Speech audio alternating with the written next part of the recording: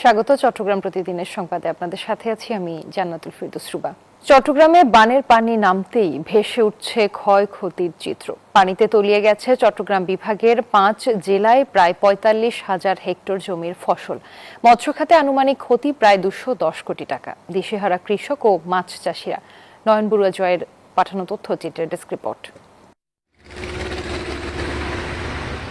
দিন কয়েক আগেও চট্টগ্রামের বাঁশখালী ও সাতকানিয়ার বুক জুড়ে ছিল সবুজের সমারোহ, ছিল মাছ চাষের উৎসব।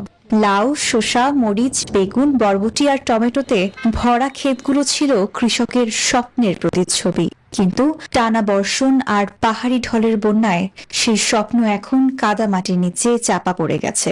বিস্তীর্ণ সবজি ক্ষেত আর মাছের ঘেরগুলো এখন যেন নীরব এক শোকগাথা। পুকুরে প্রজেক্ট মাছের চাষাবাস করেছে, তাদের অনেক লক্ষ লক্ষ কোটি কোটি টাকা ক্ষতি হয়েছে এবং পোলট্রি ফার্মে অনেক ক্ষতি হয়েছে। ছোট মুরগি তো অনেককে ছড়াতে পারতেছে না, তাড়াতাড়ি মুরগিটা এক জায়গা ছড়া ফেলেছে, এদিকে মুরগিটা চলে গেছে। যেদিকে চোখ যায় শুধু খা খা মাঠ আর বন্যার রেখে যাওয়া ধ্বংসস্তূপ।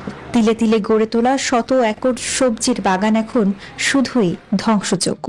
বন্যার পানি নেমে যাওয়ার পর ক্ষেত ঘুরে দেখে দিশেহারা হয়ে পড়েছেন চাষিরা। চরম অভাব অনটনে এখন সরকারি সহায়তার দিকেই তাকিয়ে আছেন তারা। মশালাপালি জায়গার হাটে এই সুইচ গেটটা বন্ধ ছিল, যার কারণ পুরো গ্রামটা তলিয়ে গেছিল। বড় ইন্ডাস্ট্রিয়াল ট্রলার যেগুলো ছিল ওগুলো তো সমুদ্রে যেতে পারেনি, তো মৎস্য প্রক্রিয়া এই ৮-১০ দিন টোটালি বন্ধ ছিল।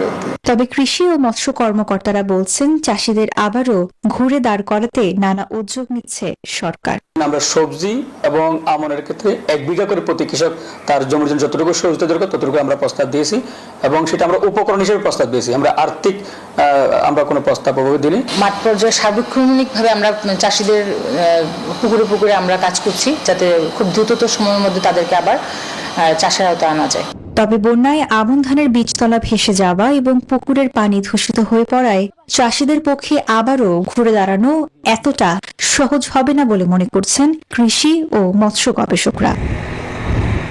Text report, news 24। এদিকে কক্সবাজারে বন্যায় ৭ লাখ মানুষ ক্ষতিগ্রস্ত হয়েছে। ঘরবাড়ি, সড়ক, কৃষি, মৎস্য, বেড়িবাঁধ সহ ৭টি খাতে ক্ষয়ক্ষতি হয়েছে অন্তত ৮৯০ কোটি টাকার।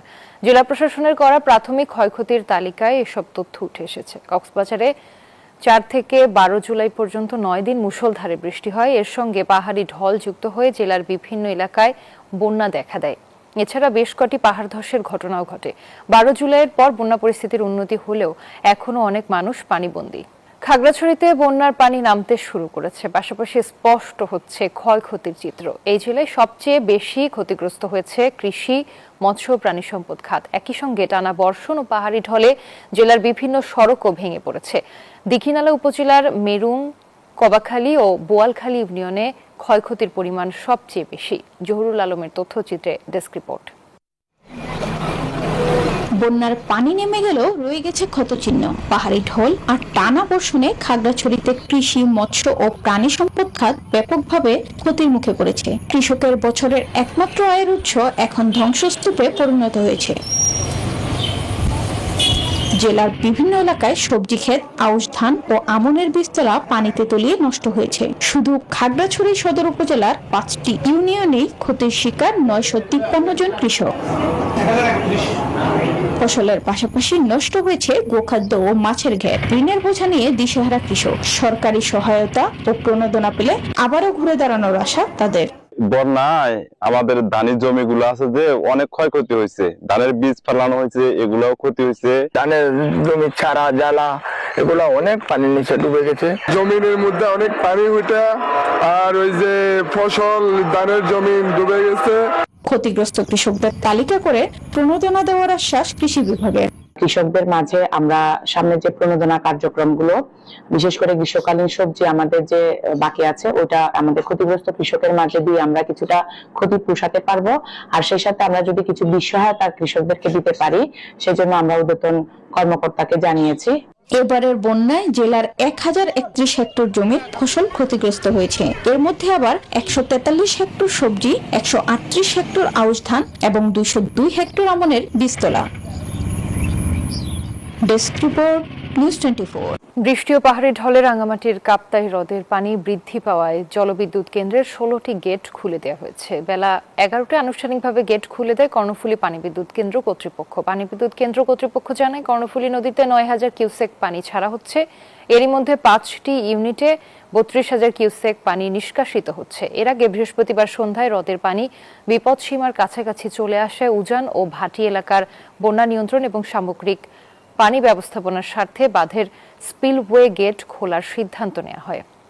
এ নিয়ে আরো খবর জানাতে রাঙ্গামাটি থেকে সরাসরি যুক্ত হচ্ছে সহকর্মী ফাতেমা জান্নাত মোমো। মোমো, পানি ছেড়ে দিলে নির্মাঞ্চল প্লাবিত হওয়ার ঝুঁকি রয়েছে কিনা এ বিষয়ে বিস্তারিত জানাবেন। ধন্যবাদ রোবা। পানি ছেড়ে দিলে নিম্নাঞ্চল প্লাবিত হবে না, কারণ এটা প্রতি বছরই পানি ছাড়ে বর্ষা মৌসুমে। কাপ্তাই হ্রদের যে বাঁধ, সেটির ভারসাম্য রক্ষা করার জন্য প্রতি বছর কাপ্তাই হ্রদ থেকে কিছু পানি কর্ণফুলী নদীতে ছেড়ে দেওয়া হয় এবং কর্ণফুলী আশপাশে নদী তীরবর্তী এলাকায় যারা বসবাস করেন তাদেরকে আগে থেকে মাইকিং করে সতর্ক করা হয় যাতে এই পানিতে তাদের কোনো ক্ষতি না হয়। গত এক সপ্তাহ ধরে কর্ণফুলী জলবিদ্যুৎ কেন্দ্রের কর্তৃপক্ষ মাইকিং করে সবাইকে সতর্ক করছিলেন। আজকে সকাল 11টায় আনুষ্ঠানিকভাবে কাপ্তাই জলবিদ্যুৎ কেন্দ্রের 16টি গেট 6 ইঞ্চি করে খুলে দেওয়া হয় এবং এই 16টি গেট দিয়ে 9,000 কিউসেক কাপ্তাই হ্রদের পানি কর্ণফুলী নদীতে ছেড়ে দেওয়া হচ্ছে। সব পানি একসাথে ছাড়া হচ্ছে না, পর্যায়ক্রমে পানিগুলো ছাড়া হচ্ছে। সর্বমোট 9,000 কিউসেক পানি ছাড়া হবে বলে কাপ্তাই জলবিদ্যুৎ কেন্দ্রের যে প্রকৌশলী আছেন তিনি আমাদেরকে জানিয়েছেন। আজকে সকালে রাঙ্গামাটি জেলা প্রশাসক এবং অতিরিক্ত জেলা প্রশাসক কাপ্তাই জলবিদ্যুৎ এলাকা পরিদর্শন করেছেন এবং কাপ্তাই জলবিদ্যুৎ এলাকার আশপাশে এবং কর্ণফুলীর আশপাশে যারা বসবাস করেন তাদের কতটুকু ক্ষতি হচ্ছে সে বিষয়ে তারা কিন্তু পর্যবেক্ষণ করছেন। সব মিলাই বলা চলে কাপ্তাই হ্রদের যে পানির এখন যে স্তর আছে 104.09 MSL, 109 MSL যদি পানি হয় তাহলে বিপদসীমা অতিক্রম করবে। বিপদসীমা থেকে কাপ্তাই হ্রদের আশপাশে যারা বসবাস করেন রাঙ্গামাটিবাসীকে রক্ষা করা এবং বাঁধ রক্ষা করার জন্য এই পানি ছেড়ে দেওয়া প্রয়োজন। জি মোমো, আপনাকে ধন্যবাদ। দুর্যোগে ক্ষতিগ্রস্ত মানুষের পাশে থাকতে সরকার অঙ্গীকারবদ্ধ বলে জানিয়েছেন স্বরাষ্ট্রমন্ত্রী সালাউদ্দিন আহমেদ। সকালে কক্সবাজারের পেকুয়ায় আলহাজ শামসুল হক ফাউন্ডেশনের উদ্যোগে বন্যার্তদের মাঝে ঘর হস্তান্তর কার্যক্রম উদ্বোধন অনুষ্ঠানে প্রধান অতিথির বক্তব্যে তিনি একথা বলেন। মন্ত্রী জানান, ক্ষতিগ্রস্ত মানুষের পুনর্বাসনে সরকার প্রয়োজনীয় সহায়তা দেবে। এছাড়া বীজতলা, গবাদি পশু, মৎস্য খাত, শিক্ষা প্রতিষ্ঠান ও সড়ক সহ বিভিন্ন অবকাঠামোর ক্ষয়ক্ষতির জরিপ শেষে পুনর্বাসনের সহায়তা নিশ্চিত করা হবে বলেও জানান স্বরাষ্ট্রমন্ত্রী। সমস্ত জায়গায় এই স্কুল, কলেজ, মাদ্রাসা, শিক্ষা প্রতিষ্ঠান সকল কিছু এবং রাস্তাঘাট যেখানে যা কিছু ক্ষতিগ্রস্ত হয়েছে সবকিছু আমরা জরিপ পরিচালনা করে সেগুলো মেরামতের ব্যবস্থা নেব ইনশাআল্লাহ। আমাদের অঙ্গীকার, আমরা সকল সময় দরিদ্র মানুষের পাশে থাকবো, এদেশের মানুষের পাশে থাকবো। চট্টগ্রামে বন্যার পানি নামার পর বাড়ছে পানিবাহিত রোগ ও সাপের কামড়ের প্রকোপ। প্লাবিত গ্রামগুলোতে পয়ঃনিষ্কাশন ব্যবস্থা ভেঙে পড়ায় প্রকট হয়েছে সুপেয় পানির তীব্র সংকট। চট্টগ্রাম থেকে নয়ন বড়ুয়া জয়ের রিপোর্টে বিস্তারিত। চট্টগ্রামে বন্যার পানি নেমে যাবার পর নতুন করে সংকট তৈরি হয়েছে। বিধ্বস্ত এলাকায় দেখা দিয়েছে সুপেয় পানীয় জলের অভাব। টানা 7 দিন বন্যার পানিতে চট্টগ্রাম সহ পার্বত্য জেলাগুলো প্লাবিত থাকায় 20,000 নলকূপ পানির নিচে ছিল। এতে নিরাপদ পানির সংকটের পাশাপাশি দেখা দিয়েছে পানিবাহিত রোগের প্রাদুর্ভাব। সবচেয়ে বেশি আক্রান্ত হয়েছে শিশুরা। গত কয়েকদিনে বাঁশখালী উপজেলার স্বাস্থ্য কমপ্লেক্সে পানিবাহিত রোগ নিয়ে ভর্তি 72 জনেরও বেশি। বন্যার পানি এটা ডুবে গেছে, এটা পানি খাওয়া যায় না। ডিপ আছে, এখান থেকে আনতে হয়, এখানে কোনো পানি পাওয়া যায় না। তারা কিনে রেহাই দি পানি বাড়ির টুকটু পানি সারা বাজে বেশি কষ্ট আছে। নিরাপদ পানির সংকট দ্রুত সমাধান করা না গেলে স্বাস্থ্য ঝুঁকি আরো বাড়বে বলে শঙ্কা বিশেষজ্ঞদের। যদি কোনো একটা সিভিয়ার রোগী যদি ভর্তি যদি দরকার হয় সেগুলো ম্যানেজ করার জন্য যথেষ্ট লজিস্টিক এবং মেডিসিন সব আমাদের এখানে সাপ্লাই আছে। এদিকে উপজেলা নির্বাহী কর্মকর্তা বলছেন, পানীয় জলের সংকট ঠেকাতে নানা পরিকল্পনা নেওয়া হয়েছে। দুর্যোগ ত্রাণ মন্ত্রণালয়ের মন্ত্রী মহোদয় এসেছেন, তারাও কিন্তু অবহিত আছেন এবং এইসব বিষয় নিয়ে কাজ করছে। স্থানীয় হাসপাতালগুলোর তথ্য অনুযায়ী গত 48 ঘন্টায় 300 জনের বেশি রোগী পানিবাহিত রোগের চিকিৎসা নিয়েছেন। Desk report, news 24। চট্টগ্রাম বন্দরের এনসিটি ও সিসিটি দেশে বিদেশে কোম্পানিকে ইজারা দেওয়ার প্রক্রিয়া বন্ধের দাবিতে প্রতীকী গণ অনশন কর্মসূচি পালন করেছে বন্দর রক্ষা কমিটি।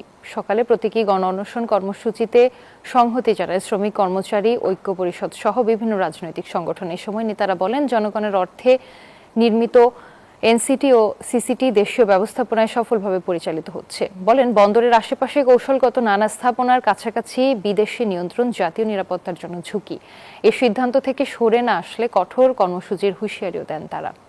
চট্টগ্রামে চালু হলো আমাদের চট্টগ্রাম নামে one stop citizen service app. দুপুরে নগরীর ইঞ্জিনিয়ার্স ইনস্টিটিউশন মিলনায়তনে আমাদের চট্টগ্রাম নামে অ্যাপটির উদ্বোধন করেন city mayor doctor Shahadat Hossain. বলেন, এর মাধ্যমে সিটি কর্পোরেশনের 41টি ওয়ার্ডের নাগরিক সেবা এক প্ল্যাটফর্মে পাওয়া যাবে। অ্যাপটিতে জরুরি সেবা 999, নারী ও শিশু সহায়তা, স্কুল হেলথ কার্ড, বিভিন্ন প্রত্যয়নপত্রের আবেদন এবং মেয়র ও কাউন্সিলরদের যোগাযোগের তথ্য যুক্ত করা হয়েছে। এতে সকল কর্মকর্তার জবাবদিহিতা নিশ্চিত হবে বলেও জানান মেয়র।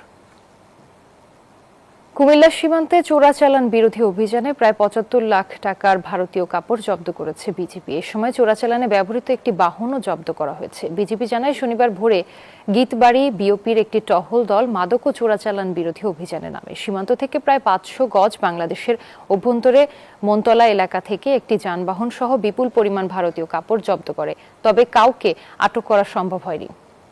নোয়াখালীর কবিরহাট উপজেলার সন্দলপুরের মাদক সেবনের প্রতিবাদ করায় বিএনপি নেতা শহীদ উদ্দিন ফারুককে ছুরিকাঘাতে হত্যার ঘটনায় অভিযুক্ত আরশাদ হোসেনের ফাঁসির দাবিতে মানববন্ধন করেছে এলাকাবাসী। শনিবার দুপুরে কবিরহাট সোনাপুর সড়কে মানববন্ধনের আয়োজন করে এলাকাবাসী। মানববন্ধনে রাজনৈতিক সামাজিক ব্যক্তিবর্গ সহ বিভিন্ন শ্রেণী পেশার মানুষ উপস্থিত ছিলেন। এ সময় বিচারের দাবি সহ মাদক কারবারিদের গ্রেফতারের দাবি জানান বক্তারা।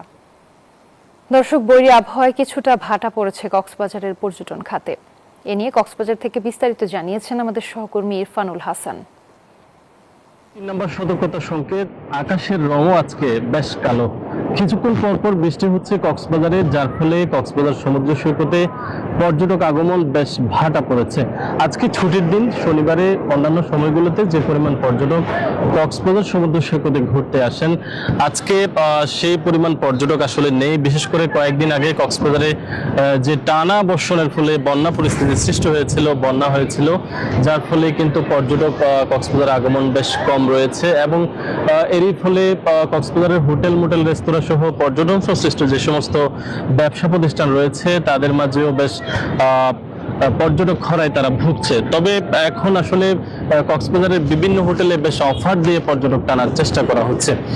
এদিকে আবহাওয়া অফিস বলছে, এখন পর্যন্ত কক্সবাজারের সমুদ্রে ৩ নম্বর সতর্কতা সংকেত বহাল রয়েছে, যার ফলে যারা দূর দূরান্ত থেকে কক্সবাজারে ঘুরতে আসছে তারা যত্রতত্র যাতে সমুদ্রে নেমে গোসল না করে, সেজন্য তাদেরকে নিরুৎসাহিত করা হচ্ছে সমুদ্রে যত্রতত্র না নামার জন্য।